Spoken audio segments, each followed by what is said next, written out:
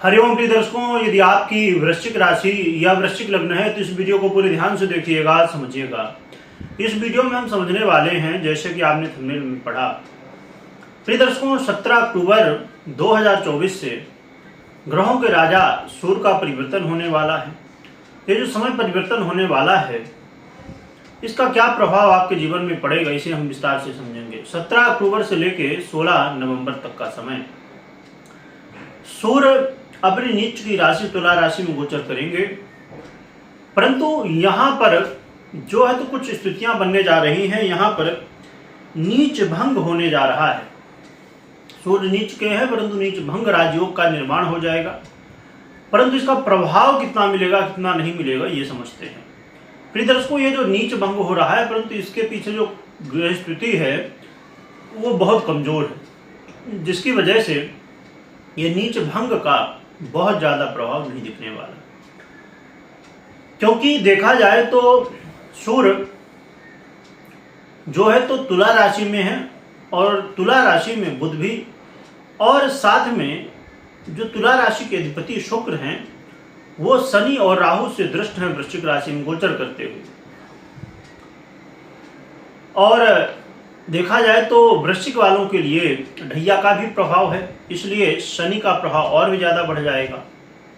साथ में देखा जाए तो जो सूर्य का गोचर है, ये आपके जीवन में और भी कमजोरी कब ला देता है, क्योंकि आपके राशि के अधिपति, आपके लग्न के अधिपति मंगल खुद भी 20 अक्टूबर से अब नीच अवस्था में चले जाएंगे। इसलिए ये जो नीच भंग राजयोग बनने जा रहा है, ये बहुत ज्यादा कमजोर स्थिति में है, और ये जो नीच की स्थिति है सूर्य की, वो बहुत ज्यादा है। खासकर 25-26 तारीख तक जो है तो इसका प्रभाव, नीचत्व का प्रभाव ज्यादा देखने को मिलेगा। फिर इसके बाद शत्रुवत प्रभाव आपको देखने को मिलने वाला है। तो फिर इसके बाद नीचत्व भंग राजयोग का जो प्रभाव मिल रहा है वो भी खत्म हो जाएगा, क्योंकि फिर नीच के रह नहीं जाएंगे, और जब नीच के रह नहीं जाएंगे तो फिर उसका प्रभाव भी नहीं मिलेगा, तो फिर शत्रुवत प्रभाव मिलेगा, जो कि श्रेष्ठ नहीं है। पर एक बात, जैसे मैंने कहा बुध हैं, तो बुध भी अपना प्रभाव देंगे, बुधादित्य योग का।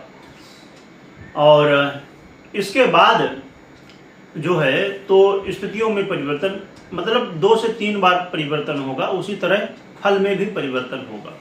आइए प्रिय दर्शकों समझते हैं कि इसका प्रभाव हमें क्या मिलने वाला है। प्रिय दर्शकों, देखा जाए तो जो ये 1 महीने का लगभग समय है, ये आपके जीवन में करियर में परिवर्तन लाएगा। करियर में कहीं न कहीं आपको सावधानी रखने की आवश्यकता है। करियर में कुछ न कुछ, पहले तो जो नीचत्व भंग हुआ है तो कुछ दिन के लिए, कहना चाहिए कि 4-6 दिन के लिए ये जो समय है, तो ये प्रभाव कहीं न कहीं आपको मिलेगा। परंतु उसके बाद जैसे ही, मतलब 25-26 तारीख तक इसका प्रभाव आपको मिलेगा, तब तक तो स्थितियाँ ठीक है। परंतु उसके बाद आपको ये ध्यान रखना है कि जॉब से संबंधित कोई आपको काम जब कर रहे हैं तो उसमें सावधानी बरतें, क्योंकि जॉब के रिलेटेड कुछ उतार चढ़ाव हो सकता है, जो कि ये है कि बेनिफिट भी हो सकता है, नुकसान भी हो सकता है, दोनों स्थितियां बनेंगी।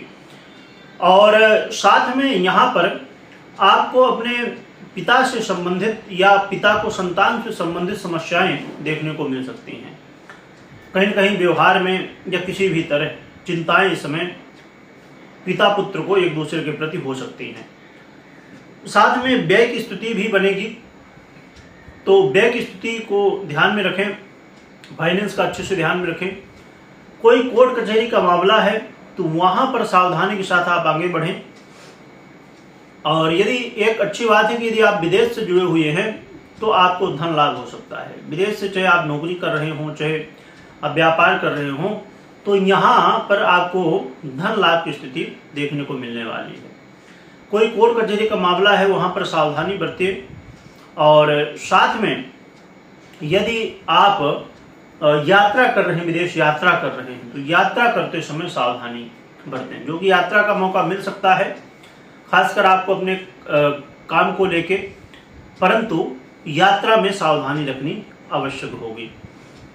और यहाँ पर एक अच्छी बात यह है कि यदि आप कर्ज की स्थिति से परेशान हैं या शत्रु बाधाएं बहुत ज़्यादा हैं, रोग बाधाएं बहुत ज़्यादा हैं, तो इन सब चीज़ों से आपको धीरे धीरे कहीं ना कहीं पहले से बेहतर स्थिति हो जाएगी। यानी कि कर्ज बहुत ज़्यादा है तो उसमें कमी आएगी, आए दिन बीमारी कुछ न कुछ बनी रहती है, तो वो जो है तो धीरे धीरे ठीक हो सकती है।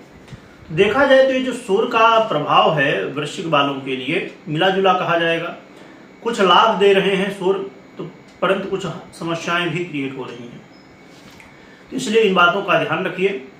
और हमेशा ये ध्यान रखिए कि कोई भी महत्वपूर्ण निर्णय ले रहे हैं तो पहले जन्म कुंडली का विश्लेषण कर लीजिए, क्योंकि ये गोचर के आधार पे है और गोचर के आधार पे 50% गोचर के आधार पे और 50% आपकी जन्म कुंडली दोनों का प्रभाव होता है। अब हम समझ लेते हैं कि हमें उपाय क्या करना चाहिए। तो उपाय के लिए आप एक तो अपनी दिनचर्या को ठीक करिए, दूसरी बात भगवान सूर्य को अर्घ्य दीजिए, भगवान सूर्य की आराधना करिए, योग प्राणायाम करते रहिए और भगवान नारायण की भी आराधना कर सकते हैं, पिता का सम्मान करिए और अपने जीवन में जितना हो सके तो सत्य के मार्ग में चलिए, मांस मदिरा से दूर रहिए। तो ये उपाय कर सकते हैं, इससे आपको लाभ प्राप्त हो सकता है। कमेंट में जय सूर्यदेव लिखिएगा, लक्ष्मी के साथ स्मरण करिएगा। वीडियो देखने के लिए बहुत बहुत धन्यवाद।